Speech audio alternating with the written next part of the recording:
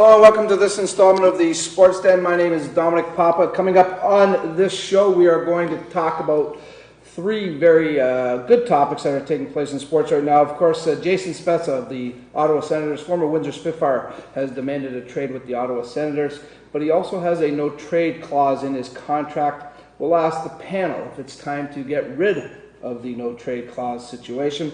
The Spurs and the Heat in the NBA basketball finals. Boy, oh boy, what a clinic put on by the San Antonio Spurs. We'll get the panel's thought about that series, and LeBron James and Dwayne Wade and Chris Bosh. Where do they go from here? And we'll also talk about the Washington Redskins and their logo. Of course, that's become a very hot topic in the NFL circles. Of course, there's a big group that's trying to get the Washington Redskins to change it, get rid of it altogether. A lot of history there. Don't know if it's going to happen. Maybe the panel will give us some insight on that. If time does allow us, we will talk about some college athletics. Should they be getting paid?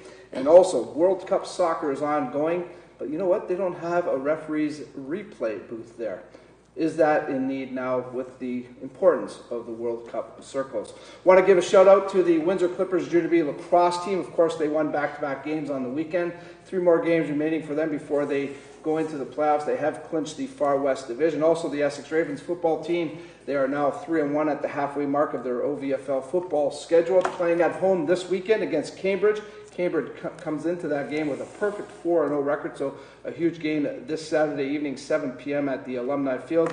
And Windsor Stars Semi-Pro Soccer, they make a successful home debut last weekend as they knock off the Toronto team 4-0. They'll be back at home this weekend for a 7 o'clock game at the McHugh Soccer Complex. Check out the Windsor Stars there. I want to give a shout out to one of our major sponsors here on the Sports Den. They help us out every week, take care of our crew, feed us very well. That, of course, is Pizza King. We want to thank them and the gang there that take good care of us. Give the King a ring on Paulette there. 944-2201 is the number there for some good grub if you want. We're going to get into the show now and introduce our panel that's going to help us out here. He works extremely hard for the Windsor Express basketball team. Of course, they are the NBL champions, defending champions coming into this season. He's working hard in the off-season as well. Dartis Willis, the CEO of the team, joins us. Welcome to the broadcast, Dartis. Appreciate it, Dom. Always good to be in your presence and hang out a little bit and talk sports. So. Yeah, but no time off for you, is there? You're busy this summer. Not at all. You know, it's the best time to really work on both parts of the marketing plan, the awareness and just the advertising, man. You win a championship, you take that momentum and keep pushing. All right. Speaking of pushing, a couple of camps, different camps this summer that the Express are going to be holding. The first one is going to be for the kids, basically, isn't it? Well, you know what? There's 2 forms of camps that we're doing. The first one is specialty camps that Coach will really focus on a little bit older group. And then we get into July, the last 2 weeks of July and the last 2 weeks of August are the camps for the younger kids. So we're trying to spread it around a little bit. Okay, you can see on the monitors that the Express summer camp there. Now, the second camp that's going to happen with the team is the Canadian Combine. Now, this is for players that are looking to maybe catch the coach's eye and get invited to training camp. Yeah, you know, Coach has been pretty active this year himself, and he's already held 1 combine looking for some talent, trying to improve. We're doing another one the 6th of July, and excited about it. He's looking for those other pieces to keep us on top, man. So just going to keep the fight. You know? All right. Good stuff. Congratulations on everything and continued success to you, okay? Appreciate that. All right. Also joining us on the show in the middle of the panel here, another hard-working general manager. Has been a part of the hockey scene here for a long, long time. He does a great job with the Bell River Canadians. Well, we got to get that corrected, and I'll let him correct it. He's already corrected me, but Mark Seguin, of course, no stranger to hockey circles and to our sports community. Him and his family, just a huge part of it. And I do stand corrected, Mr. Seguin. There was times for the last years we didn't know what the arena was. Now we're fighting with the team. But no, it is the Lakeshore Canadians indeed. Okay. We made that announcement about 2 weeks ago. Right. And it's just brought a host of positive activity out in Lakeshore, that's for sure. So, you know, the name changed, the logo changed, the new arena has brought a whole host of excitement. It's extremely a little more busy in the off season this year than the past, but we've got great momentum going. We're looking forward to moving into that building. Speaking of the new logo, I think we have a shot of it. There it is right there, the Lakeshore Canadians. Yes, hockey excellence since 1978. Mark, you've been there for quite a few years now. A number of Schmaltz Cups championships. How'd you come up with the name, I guess? You kept the Canadian thing, but the logo had to be changed. Yeah, it was something we did with a lot of thought and a lot of sensitivity. We wanted to keep the history, that's for sure. We had no choice. Like I was mentioning before, we were going to keep the same logo and then just change the name, but due to some trademark infringements, we had to change it. So we kept Canadians. That's our legacy. That's a big part of our team. Lakeshore, if you go out to that area, is changing, so Lakeshore was good, and we kept our history with the 1978. So our colors are the same, just a little bit of a change, and so far all positive. A new logo and a new building coming up too. Boy, talk about exciting times. Yeah, it is. The building's fantastic. I've been through 3 or 4 times, and I think we're getting lucky in the fact that we're the last one in the area over the last few years, so all the mistakes have been worked out. But it is going to be a great atmosphere, and we can't wait to get in. Good luck with that, and thanks for coming in today. Thank you. The unlucky one that has to sit next to me here, of course, is the Hall of Famer, a great lacrosse player in his younger days, coached a long time with the Junior B people here, almost 10 years, I believe it was, and he was last year inducted into the Windsor and Essex County Sports Hall of Fame, Mr. Ron Martinello. Welcome to the show, Ron. Thank you, Tom. Nice to be here. You've had a year to think about this induction, being called to the Hall, as they say, and what's it been like, and has it been given you a chance to just put everything in perspective? You know what, I guess last year specifically, as the induction was about to go on, was really flattering to say anything. When you're dealing with so many great athletes that have come out of this area, and to be put into that pool, and of course the opportunity to go in with my younger brother at the same time was really quite a thrill also. Quite the family affair there, that's for sure. It was, yes. And of course your dad is in there as well. Yes, Dad was first one in, yep. Wow, so they might have to get the Martinello wing in the Hall of Fame by the time this is I all thought it said was and done. coming. Yeah, it's not there yet? Well, we'll have to see if we can do something about that. Maybe we can get that out there. That could cost me. I know your heart is still close to the Clippers. They're having a good season, Ron. Yeah, so far so good. You know, we witnessed the one game against St. Catharines, and obviously they have an abundance of talent. 3 games or 4 games left in the season, and the nitty-gritty comes down to the playoffs and try to get themselves in that top 4 echelon, you know. Home court is certainly huge. Yeah, that's for sure. Good stuff. Thanks for coming in, Ron. Nice to be here. If you want to join us, get involved, as you can see on the monitor. You can Twitter us. Join us at Twitter at SportsDen Live. If you want to make a comment on some of the topics, if you want to ask a question out to our panel, by all means, I'll check the board every now and then, and we'll see if we can get your question on. First topic, though, Jason Spezza asks us for a trade from the Ottawa Senators, former Spitfire. No trade clause, and he's made it very clear that he doesn't want to go to any Canadian teams. Ouch. And he's put a list of teams on. Where do you guys go with these no trade clauses? Is that something that's got to be gone now? Or with the money that these guys are getting paid and things like that, isn't that enough? Well, maybe I'll start with this, since you know, I don't have the management affiliation of these two gentlemen here. So to me, I guess it all comes down to what can a player get and who will allow him to get it. And no trade clauses, I never understood them to begin with. I didn't understand how they got in the game, but they're in the game. They were orchestrated by the players, signed by the GMs, and it's a reality. So should it be in there? I think it should be gone. Yeah. Because, you know. I agree. Doesn't it put a GM over the barrel? Well, yeah, it certainly limits what you can do. You know, to bring the history of it, you're right. The players negotiate. Any negotiation, you're going to get as much as you can. At some point, somebody's responsible for signing off on it. Personally, yeah, it needs to go. It really buckles you as to what you can do. So, as a general manager, you know, no trade, and then what is it, a no trade, or I get to trade when you feel like you get to trade? So yeah, it's just one of those things where players negotiated everything they could, and you know what, they have some power now, and I would not want to be in that position. Okay, go ahead, Darla. Well, yeah. I mean, you got no trade clauses, don't you? Or, yeah, but has that happened in your league yet? It has not been very apparent in our league at all right now. But you want to hold on to as many tools as you can from our side. The players are reaching out to get everything and anything they can, and I understand that. But I probably wouldn't, it won't be very apparent in ours for a while. Mm-hmm. There's still a lot of moving parts there, I would say. A lot of moving parts.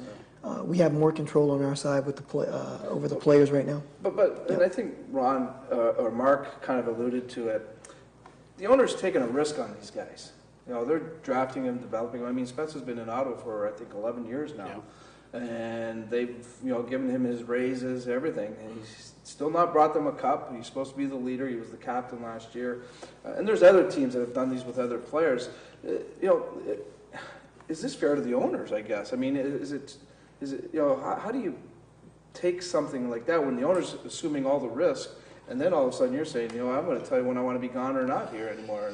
When you're put in that situation, you've got a player at that caliber, you're going to take the risk. It's that simple. You've got an elite player that is going to make your team better, is going to make you on the map and a chance to win the Stanley Cup.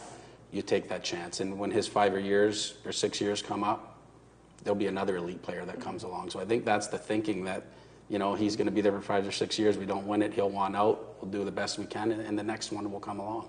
I think you better manage your salary cap properly so you have the money to maneuver those players around. That comes into play of all this is salary caps now and everything. Yeah. I mean, some team's going to take a $7 million hit if they acquire Jason Spezza on their cap. But that's choice, Tom. Yeah. That's choice. I mean, every team, every management has choice. Yeah.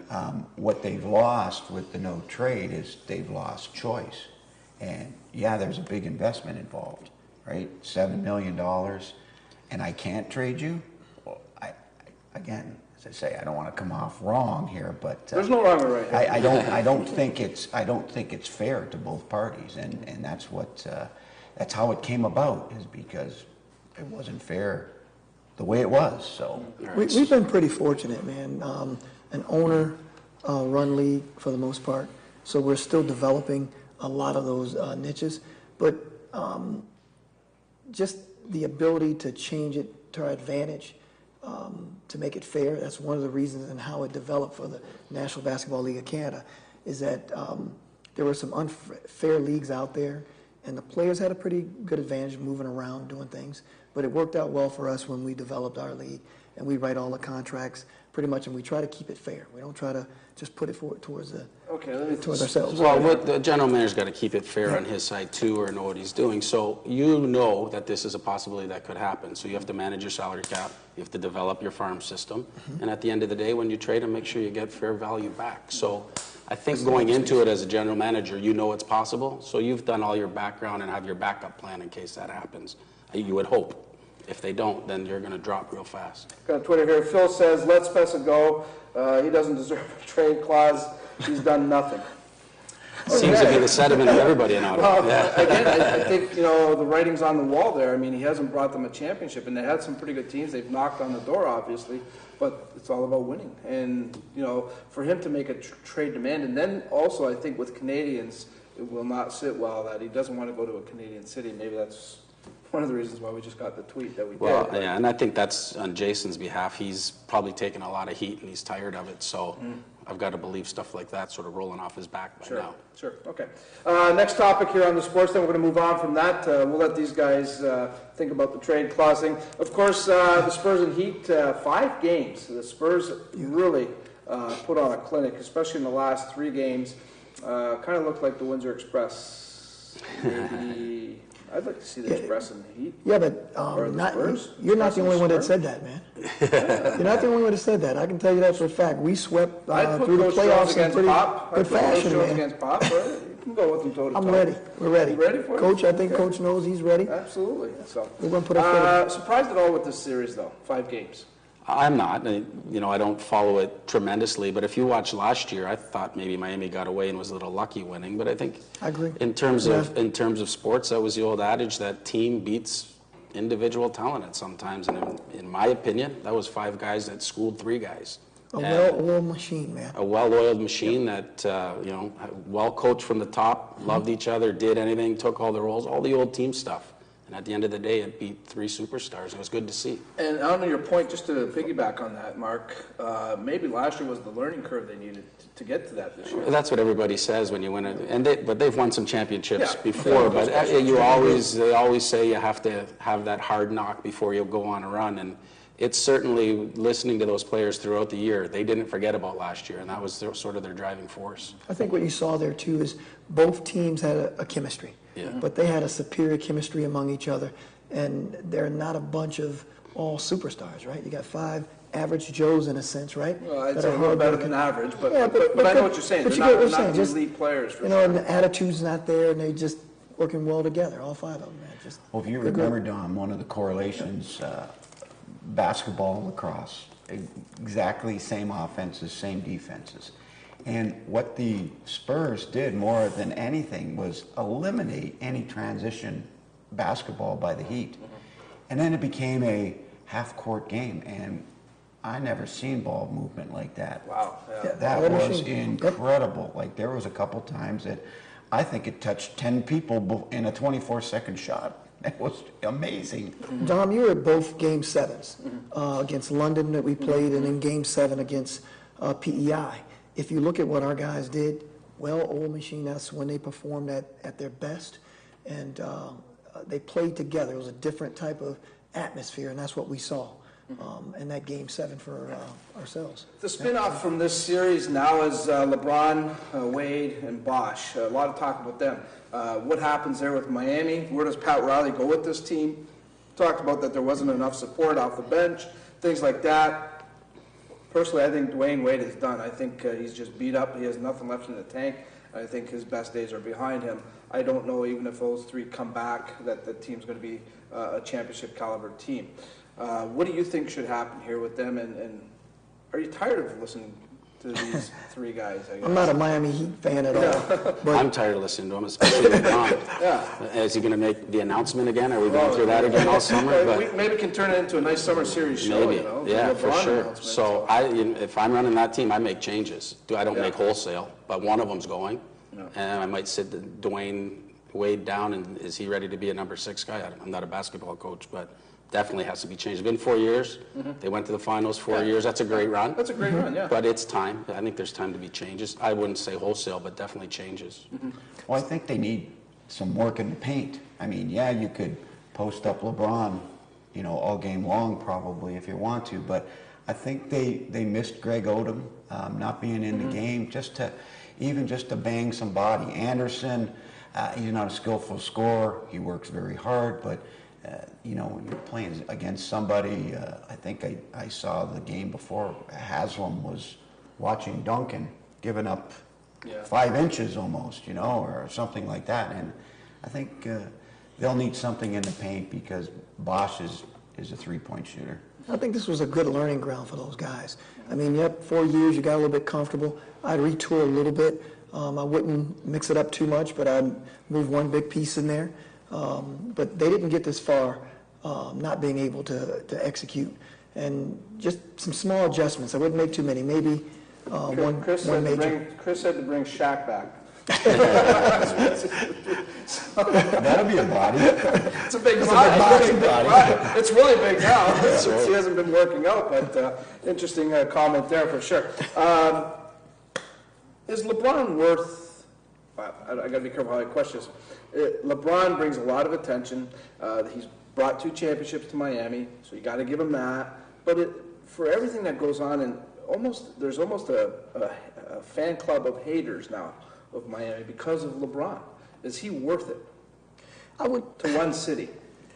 I tell you, he's very worth it on the positive side, not the negative side. Let's not forget who this guy is. He is definitely the best player in the NBA. Okay. And you can surround him with a few other pieces, but small adjustments. I wouldn't make too many adjustments. And I think a lot of the media that surrounds it, it's not. What if he that- leaves? They're in big trouble. Yes. They're in big trouble. Yep. As a fan and the perception the guy brings, I have a hard time listening to his interviews. But if I'm running that team, or if I'm picking a team to start from scratch, he's the guy I'm getting. There's no question about that. You're right, Mark. And it's almost like he's hard to put up with it. such a great player all around, rebound, shooting, passing, that I kept waiting for him not to pass anymore and to just take the ball continuously like he did in the first quarter and just say, okay, guys, we're not getting it done with everybody else, so I got to take over this show. And that's kind of the comparison to Michael Jordan that everyone kind of makes, because they say MJ would do that. Yeah. Now, So yeah, he's between But those two. MJ had a pretty good supporting cast too, and I don't think Yeah. that team ever got enough credit. I mean, MJ was the guy, but there was a lot of good players on that team. Yeah. We're going to take a time out here on the Sports Den, quick break, and when we come back, we'll talk about a little bit of World Cup stuff and maybe this Washington Redskins issue in the NFL. We'll have that for you right here on the Sports Den Live. Take one empty field, round up a group of players, add 3 bases, plus 1 home plate, throw in a softball, and add an umpire. Play ball! It's not hard to get a game of softball going, and to keep it going from the time you're 4 till you're 84.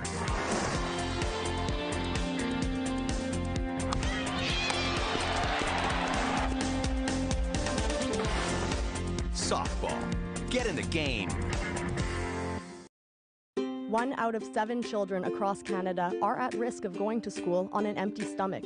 That's why Breakfast Club of Canada provides a healthy breakfast to school kids nationwide every day, which can help to build a bright future for Canada's children. But there are still many more children who need our help.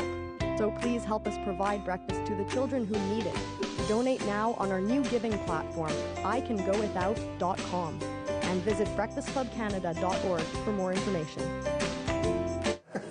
Welcome back to the Sports Den Live. Dominic Papa, glad to have you along for the ride. Just having a little bit too much fun here, maybe. Again, if you want to get involved with the show, you can Twitter us. We're running out of time, but Twitter us at Sports Den Live. Also, again, a shout out to our sponsor of the Sports Den. They help us out tremendously here and take good care of our crew. Pizza King, again, give the king a ring for the best pie in town. Call up the Pizza King. You can see the number there on the screen and support those that support us here for sure. Dartis Willis from the Windsor Express is here with us. Also, Mark Seguin from the Lakeshore Canadians is here. And Hall of Famer Ron Martinello on the panel to talk. And at the break, I want to quickly touch off on World Cup. I don't want to get to this Redskin thing, but the World Cup, too, caught my eye. I was watching some of the games, of course, and came to realize that they do not have a replay system involved for the officials. So if there's a controversial call, it's the naked eye of that official that makes that call, and there's no review or anything. This is a big event, and to not have something like that, I guess, at this stage, when it's available and the technology that's there, I kind of scratch my head on it. What do you guys think? I think for goals, especially in this day and age when you have the technology that, like a lot of 1-0 games, I think when you can get it right, you should. Or just out of pure safety for an official, I wouldn't want to be one that got it wrong with the fans in soccer. You'd be running for your life. Brazil. And especially in Brazil, you'd be running for your life. But I think we definitely need it. They need it. We also need it in our league. We're brand new, but we've had some situations where we would just love to have been able to review that opportunity. So that missed opportunity. Tom just tweeted us. He said they can't pay off the cameras like they pay off the officials. Ouch. Yes, there's a lot of talk about that. Oh, Yeah, I would definitely say that, you know, for such a major event and being on the world stage like this, that if somebody makes a mistake and it costs somebody an opportunity to advance on, then that's sad. And so I would definitely work to putting it in. I'm assuming it will happen. Why hasn't it happened yet with soccer? Why is soccer behind like this? I mean, they talk about it being this global sport, which it is, and they talk about it being maybe the biggest sport in the world.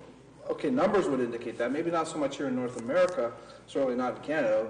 Our national team, they're golfing right now, unfortunately. but why is it behind, do you think?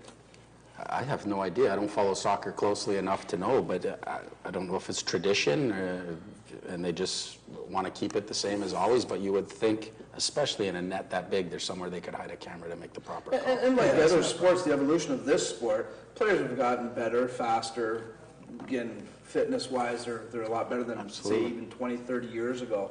And for an official now to have to run it up and down that field, they have to be that much better as well.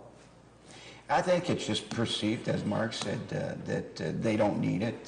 They haven't run in the scenario that said that we're not good enough as our officials are right now to need it. And so therefore it hasn't been put in yet. But maybe it'll be like something else. We'll need one of these goals that it Well, went the in last and the couple, whole there was a world knows couple it of them. and it doesn't get changed. And maybe it's going to take something like that Well, to and make there's a even change. been some calls already in the World Cup that you kind of scratch your head, some penalty shots awarded, things like that, that you kind of say, oh boy, you know what, if they had a referee's review, they might just... Natural evolution is coming. Yeah, okay. It's coming. We've only got a couple minutes left, guys. I want to touch off a little bit on this Washington Redskin thing, and it's a touchy subject because we're talking about race here.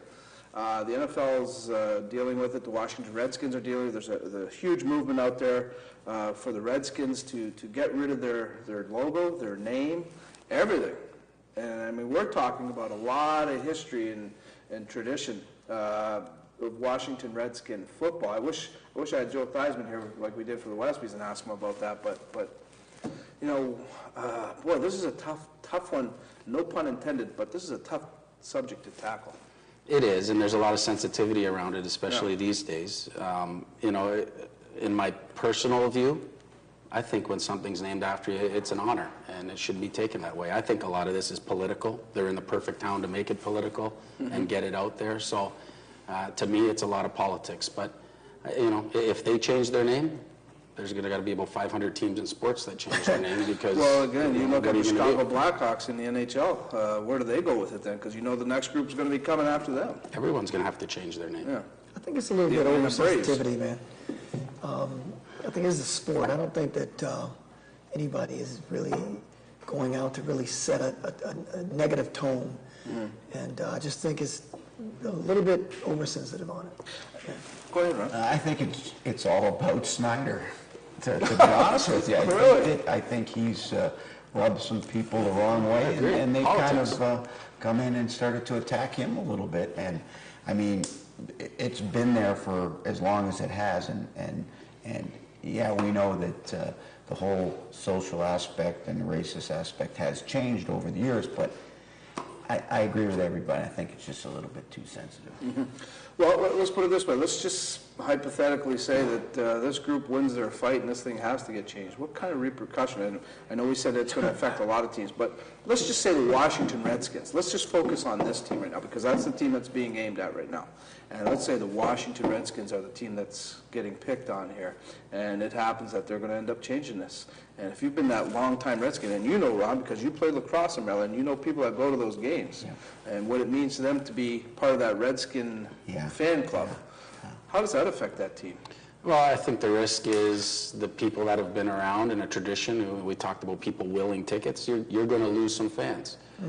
At the end of the day, if you win, people are going to come back, and you're going to get an opportunity to sell merchandise with the new. So, Dartis' eyes lit up when that. Right. So I think at the beginning, merchandise. At the beginning, it's a hit, and then as time goes, people get used to it, and it'll go away. But you know, we'll see. I think there's a way to put a positive spin on this. I think if they work together, there's a way to put a positive spin on it. But you know.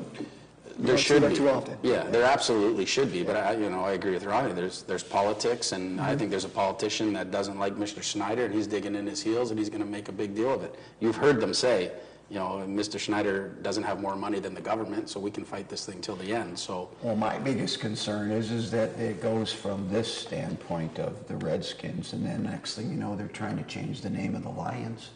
Yeah, I mean, it's a nickname. It's a who's going to complain about the Lions?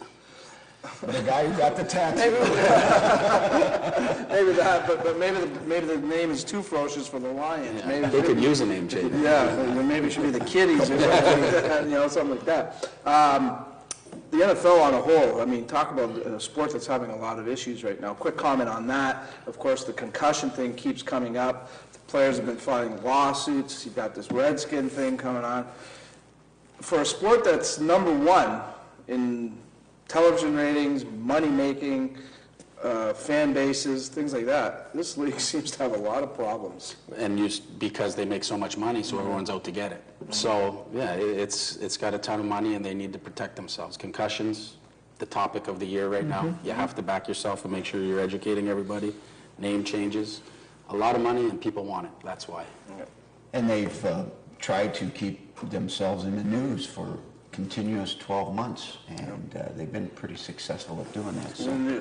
All right, we're just about out of time. Thanks for tuning in. Again, join us next Tuesday live right here from the WETV studio. We'll talk more sports again. Thanks to Dartis Willis, Mark Seguin, and Martinello for their help. And again, have a great week. We'll talk to you again soon. Take care, everybody.